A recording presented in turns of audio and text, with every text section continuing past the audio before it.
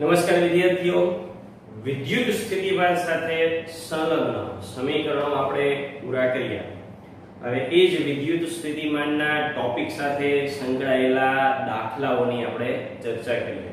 તો એની સાથે સંકળાયેલા દાખલામાં ઉદાહરણ નંબર 1 થી આપણે શરૂઆત કરીએ. તો ઉદાહરણ નંબર 2.1 પહેલો ક્વેશ્ચન છે. શું છે તો કે 4 × 10⁻7 કુલમ વિદ્યુત ભાર. આ છે વિદ્યુત ભારની કિંમત છે. એનાથી 9 સેન્ટીમીટર દૂર આવેલા બિંદુએ વિદ્યુત સ્થિતિમાન શોધવું છે. એટલે માહિતી જો આપણે અહીંયા તૈયાર કરીએ તો પહેલા ક્વેશ્ચન માટે વિદ્યુત ભાર આપેલો છે Q = 4 × 10⁻7 કુલમ અને અંતર 9 સેન્ટીમીટર. એટલે મીટરમાં ફેરવીએ તો 0.09 મીટર. વિદ્યુત સ્થિતિમાન શોધવાનું છે. વિદ્યુત સ્થિતિમાનનું બેઝિક સમીકરણ 1/4πε0 Q/R. આ ચળાંકની બદલે આપણે મૂકી શકીએ 9 × 10⁹. વિદ્યુત ભારની કિંમત આપેલી છે 4 × 10⁻7 અને અંતર આપેલું છે 0.09. કેલ્ક્યુલેટર વડે સાદું આપી એટલે એકમ થશે વોલ્ટ. ચાલો ક્વેશ્ચન નંબર B ની વાત કરીએ. B ની માહિતી શું છે એના પર. ક્વેશ્ચન નંબર B 2 × 10⁻9 કુલમ વિદ્યુત ભારને અનંત અંતરેથી P બિંદુએ લાવવાનું છે. એના માટે કાર્યની ગણતરી કરો. ચાલો કાર્ય આપણે શોધવાનું છે. એટલે W ના બેઝિક સમીકરણ ઉપરથી જઈએ તો પહેલું સમીકરણ હતું W સંકલનમાં F.dr. આ મુજબનું સમીકરણ હતું અને એનું સાદુરૂપ આપણે આપ્યું હતું. તો સાદુરૂપ આવું કંઈક આવતું હતું કે capital Q small q upon r. Text બુકમાં નહોતું પણ આપણે થિયરીમાં સાબિતી કરી હતી. આ મુજબ કાર્ય થાય. હવે કાર્યને આપણે થોડું ગોઠવીએ. ચાલો અહીંયા આપણે સ્મોલ q લીધો છે ને એની બદલે આ સંજ્ઞાને આપણે બે વિદ્યુત ભારની વાત છે એટલે કેપિટલ Q કરી નાખીએ. તો અહીંયા પણ સ્મોલ q છે ત્યાં કેપિટલ Q થઈ જશે. કેપિટલ Q કરીએ તો હવે જે આ સેક્શન છે એ શું થઈ ગયું તો કે આ છે એ શું થયું વિદ્યુત સ્થિતિમાન થયું. ચાલો એની બદલે શું મૂકી શકાય V. બીજું કોણ બાકી રહ્યું Q. W એટલે આપણે શું કીધું હતું સ્થિતિ ઊર્જાનો ફેરફાર અથવા સ્થિતિ ઊર્જા. તો U = Q * V. Q તરીકે કેટલા વિદ્યુત ભારને લાવવો છે 2 × 10⁻9. બિંદુ P એટલે P બિંદુએ ઓલરેડી આ વિદ્યુત ભાર હાજર છે ને એનું સ્થિતિમાન છે કેટલું છે તો કે અહીંયા જે કંઈ પણ કિંમત આવી એ મૂકીએ અને સાદુરૂપ આપીએ એટલે એકમ. કાર્યનો એકમ થશે જૂલ. એટલે 4 × 10⁻7 કુલમ વિદ્યુત ભાર પહેલેથી હાજર હતો અને એ વિદ્યુત ભારના વિસ્તારમાં આપણે બીજા વિદ્યુત ભારને લાવીએ છીએ. નેક્સ્ટ દાખલા ઉપર આવીએ. ક્વેશ્ચન નંબર 2 બે વિદ્યુત ભારો 3 × 10⁻8 અને -2 × 10⁻8 કુલમ એકબીજાથી 15 સેન્ટીમીટર અંતરે રહેલા છે. તો આ બંનેને આપણે દર્શાવીએ આકૃતિ દ્વારા. બે વિદ્યુત ભારો છે. બંને વિદ્યુત ભારો એમની કિંમતો Q1 તરીકે 3 × 10⁻8 કુલમ અને Q2 તરીકે -2 × 10⁻8 કુલમ એકબીજાથી 15 સેન્ટીમીટર અંતરે છે. 15 સેન્ટીમીટર અંતરે છે એટલે આ બંને વચ્ચેનું અંતર 15 સેન્ટીમીટર છે. બે વિદ્યુત ભારોને જોડતી રેખા આ બે વિદ્યુત ભારોને જોડતી રેખા છે ના કયા બિંદુએ વિદ્યુત સ્થિતિમાન શૂન્ય થશે.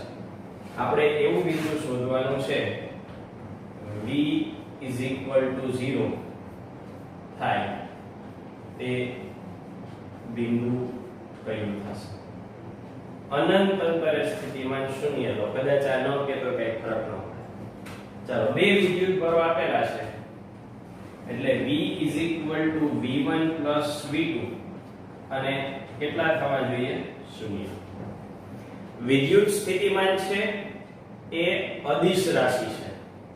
અદિશ રાશિ છે એટલે એને કોઈ પણ દિશા હોવા નથી. એટલા માટે અહીંયા સરવાળા અને બાદબાકીમાં જે નિશાની બદલશે એ માત્ર ને માત્ર એની પોતાની સાથે સંકળાયેલા મૂલ્યોને કારણે બદલશે, દિશાને કારણે નહીં બદલે.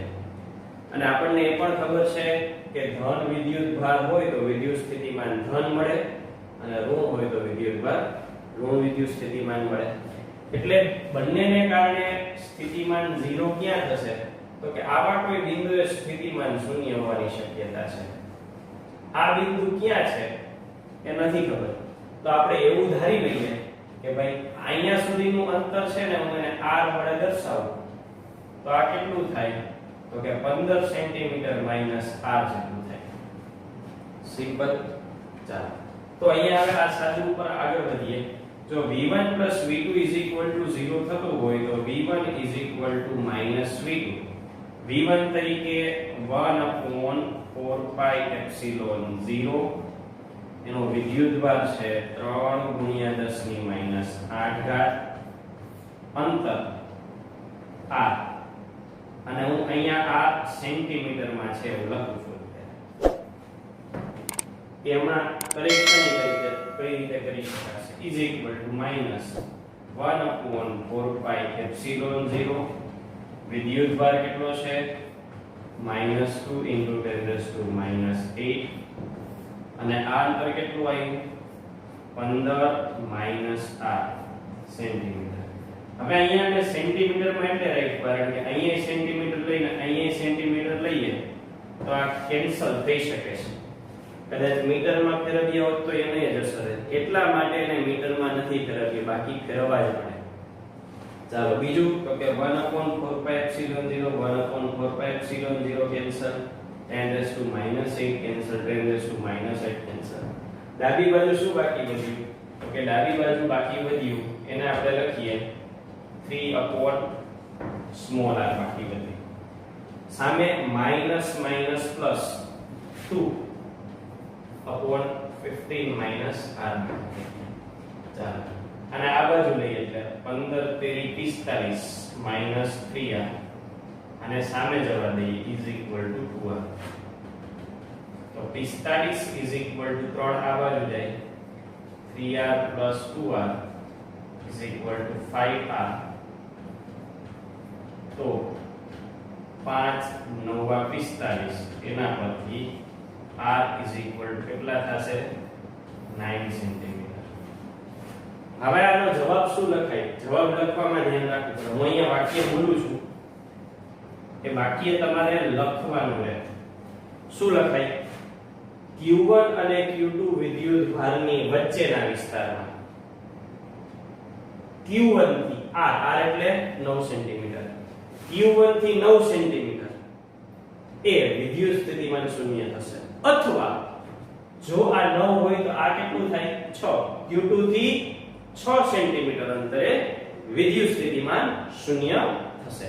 આ રીતે વાક્ય લખી અને આપણે જવાબ લખવો પડે કારણ કે r છે એ આપણે ધારેલા છે, રકમમાં નથી આપેલા. આપણે એને એ સ્પષ્ટ કરવું પડશે. તો આ દાખલા નંબર 2 3 આકૃતિ પરથી આપણે જવાબ લખવાના છે. આ પાંચેય પ્રશ્નોમાં ગણતરી કરતા પણ કોન્સેપ્ટ ક્લિયરન્સ માટેનો હેતુ વધારે છે.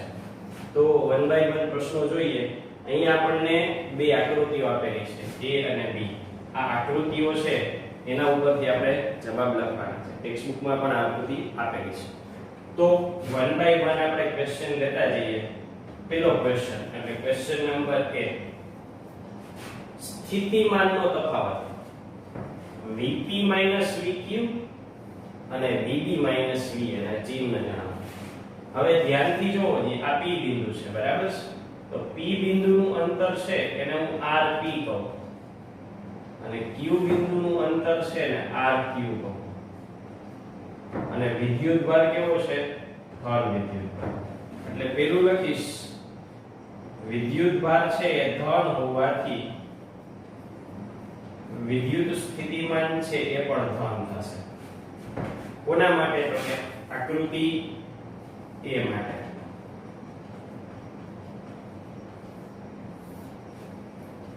હવે V છે એ Q/R મુજબ અંતરના વ્યસ્ત પ્રમાણમાં થાય. ચાલો, અંતર આકૃતિ ઉપરથી એ ખબર છે કે અંતર માટે શું છે? તો કે RP RQ. P નું અંતર ઓછું છે, Q નું વધારે છે. તો એના પરથી આપણે એવું લઈ શકીએ કે VP VQ. આપણે બેનો તફાવત કહેવાનો. જો VP મોટા હોય ને VQ નાના હોય તો VP, Q ને આ બાજુ લઈ લઈએ તો -VQ ગ્રેટર ધેન કાઈ નો હોય એટલે 0. આનો અર્થ આ જવાબ કેવો થશે? તો કે આ જવાબ ધન થશે. VP VQ ધન થશે. ચાલો, VB VA વિચારવાની પ્રક્રિયા સેમ જ છે. ચાલો, આકૃતિ B ની વાત થાય અહીંયા. એટલે અહીંયા આપણે ટાઇટલ કરીએ કે ભાઈ આકૃતિ B. આકૃતિ B માં સેમ મુદ્દો વિચારો. ભાઈ વિદ્યુતભાર કેવો છે? તો કે ઋણ છે, Q ઋણ છે, એટલે વિદ્યુત સ્થિતિમાન કેવું થવાનું? ઋણ થવાનું. આ મુદ્દો બહુ અગત્યનો છે. આ પેરામીટર સેમ ક્યાં લાગુ પડશે? હવે A અને B, ચાલો A અને B ને આપણે દર્શાવીએ તો આ અંતર છે RA છે અને આ અંતર છે એ RB છે. ચાલો, એના પરથી આપણે અહીંયા લખીએ, આ મુદ્દાને અહીંયા લખીએ RA RB.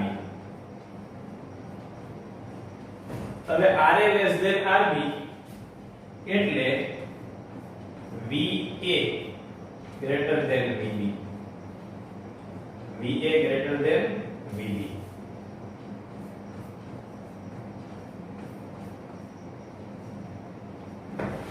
પણ દોસ્તો આ વિદ્યુતભાર ઋણ છે એટલે વિદ્યુત સ્થિતિમાન ઋણ આવવાનું છે. એટલે લખીએ અહીંયા કે V છે એ ઋણ હોવાથી. હવે હું એક સિમ્પલ ઉદાહરણ આપું કે ભાઈ A પાસે વિદ્યુત સ્થિતિમાન છે ને એ 5 વોલ્ટ છે. એ 5 વોલ્ટ છે અને B પાસે વિદ્યુત સ્થિતિમાન 3 વોલ્ટ છે. પણ કઈ નિશાની? માઈનસ સાથે. તો માઈનસ સાથે મોટું કોણ કહેવાય? તો કે ઋણ સંજ્ઞા હોય ત્યારે જે આંકડો નાનો એ મોટો. આપણે નાના ધોરણોમાં શીખ્યા છે. અર્થાત B ભલે માઈનસ થી હોય પણ A કરતા તો મોટા જ કહેવાય. એટલે વિદ્યુત સ્થિતિમાન ઋણ હોવાથી VA નાના થાય અને VB મોટા થાય. તો VA greater than VB. હવે આપણે અહીંયા કહેવાનું છે VB VA. VB મોટા છે તો VB માંથી VA બાદ કરીએ VA તો શું થાય? આ જ આંકડા લઈ લો. આ VB છે, આ VA છે.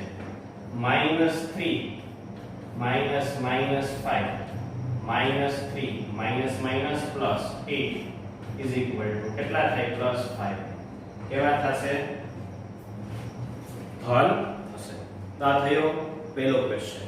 નંબર B, એક નાનો ઋણ વિદ્યુતભાર. જોજો ઋણ વિદ્યુતભાર લેવાનો કીધો છે. Q અને P વચ્ચે તથા A અને B વચ્ચે સ્થિતિ ઊર્જાના તફાવત. એટલે એક વખત આપણે મૂકવાનો છે Q અને P વચ્ચે એટલે અહીંયા -Q મૂકી અને એક વખત A અને P ની વચ્ચે એટલે -Q અહીંયા મૂકી. તો એમનું સ્થિતિ ઊર્જાનો તફાવત શું થશે?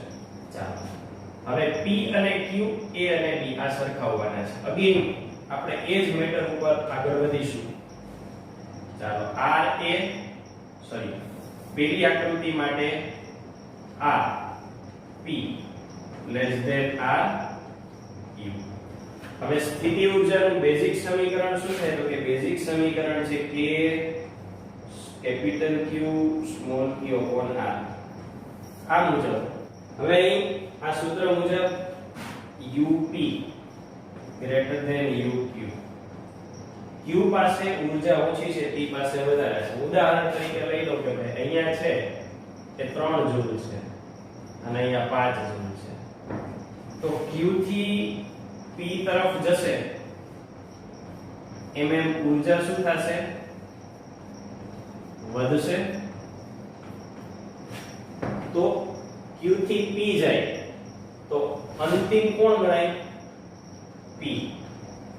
અને પ્રારંભિક કોણ ગણાય? Q.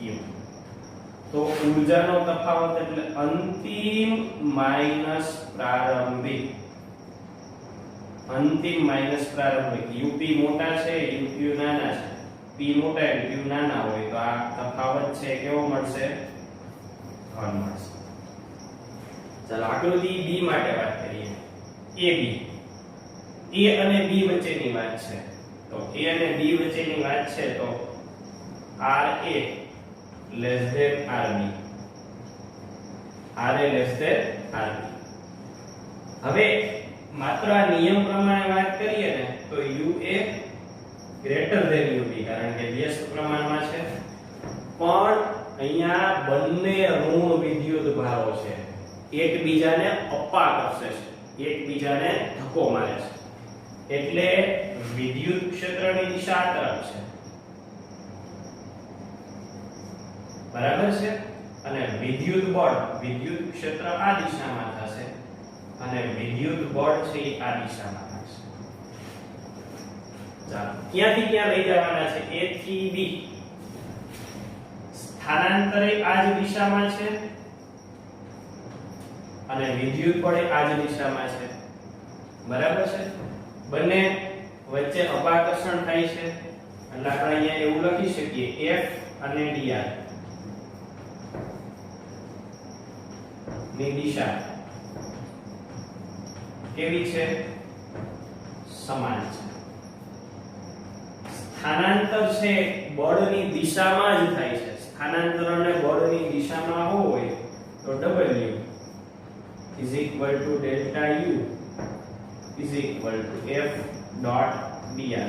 જો બંને એક જ દિશામાં હોય તો કાર્ય અથવા સ્થિતિ ઊર્જાનો તફાવત કેવો મળશે? ધન થશે. આ કેસમાં જોશો તો એ પરસ્પર વિરુદ્ધ દિશામાં થશે. આ વિદ્યુત ક્ષેત્રની દિશા છે અને બે વચ્ચે આકર્ષણ થાય એટલે આ બળની દિશા છે. તો આ કારણોસર અહીંયા પણ આપણને આ તફાવત ધન મળશે. અને આમ તો ધ્યાનથી જોવો તો ખબર પડી જાય એ ક્યાંથી ક્યાં વાત કરી છે? Q થી P. Q થી P નજીક આવો છો અહીંયા વિદ્યુત ભારનો પ્રકાર બદલો અને ગતિની દિશા ઊંધી કરી નાખી. A થી B દૂર જવાનું એટલે બેયના પરિણામો ઊંધા જ કરી નાખીએ છીએ એટલે બે સરખા થવાના છે. ચાલો નેક્સ્ટ ક્વેશ્ચન નંબર C.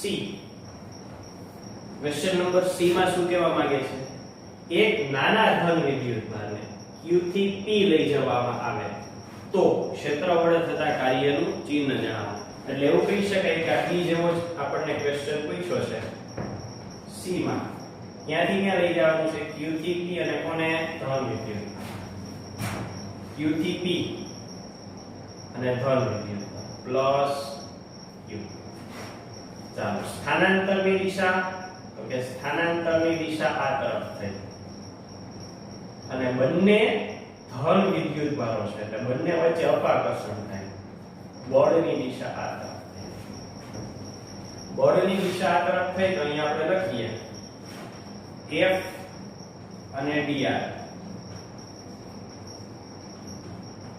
પરસ્પર કેવા છે? વિરુદ્ધ છે. પરસ્પર વિરુદ્ધ દિશામાં હોય બળ અને સ્થાનાંતર પરસ્પર વિરુદ્ધ દિશામાં હોય તો કાર્ય F dot dr અને જો આનું વિસ્તરણ કરો તો F dr બે વચ્ચેનો ખૂણો લેવો હોય તો કેટલો લઈ શકાય? 180 અને cos 180 કેટલા થાય -1 અર્થાત એવા કેસમાં કાર્ય કેવું મળવાનું છે ઋણ.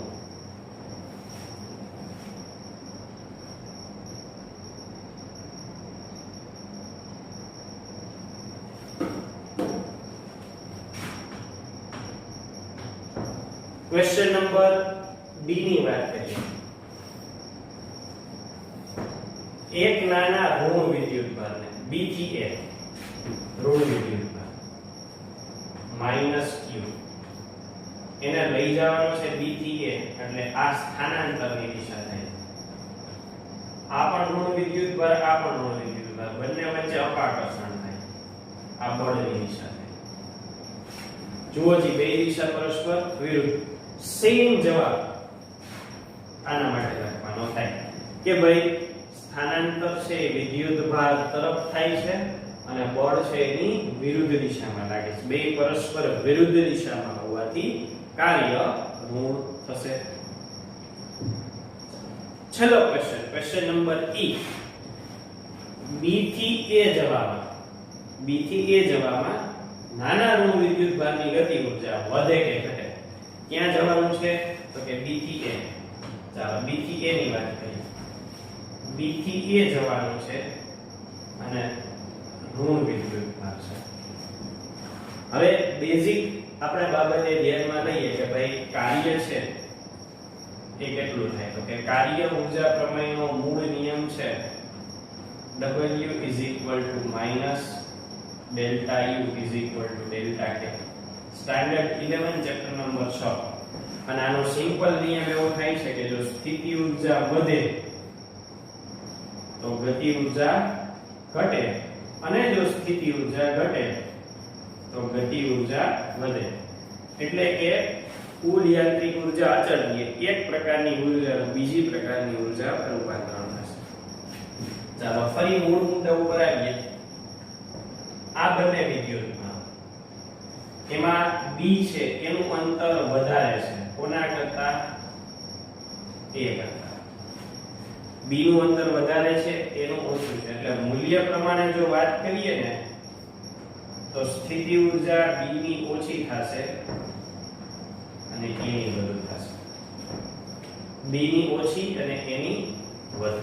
હવે ક્યાં જવાનું છે તો કે અહીંયા શું કીધું B થી A જાવ. B થી A જાવ તો UB - UA અંતિમ B થી A તો UB - UA લેસ ધેન 0. હવે આપણા માટે અંતિમ શું છે તો કે આપણા માટે અંતિમ છે એ A છે. એટલે આને ઊંધા કરીએ તો UA - UB. આ ઊંધા કરીએ તો અહીંયા નિશાની ઊંધી થઈ જશે ગ્રેટર ધેન 0 અર્થાત delta U greater than 0. Delta U greater than 0 અર્થાત સ્થિતિ ઊર્જામાં વધારો થાય. જો સ્થિતિ ઊર્જામાં વધારો થાય તો ગતિ ઊર્જામાં શું થાય? ઘટાડો. બરાબર છે. હવે આનો જવાબ બીજી પ્રકારે લખવો હોય તો લખી શકાય. જુઓ આ ઋણ વિદ્યુતભાર છે અને આ ઋણ વિદ્યુતભાર છે. બંને વચ્ચે બળ કેવું? અપાકર્ષી બળ. જેમ જેમ નજીક આવે એમ અપાકર્ષી બળ વધતું જાય. અપાકર્ષી બળ વધે તો એ ગતિને ઘટાડે એને કારણે ગતિ ઊર્જા પણ ઘટે. તો આ દાખલાઓ વિદ્યુત સ્થિતિમાન સાથે ઉદાહરણના સંકળાયેલા હતા. અહીં આપણે પૂર્ણ કરીએ છીએ. ફરી મળીશું. આવજો.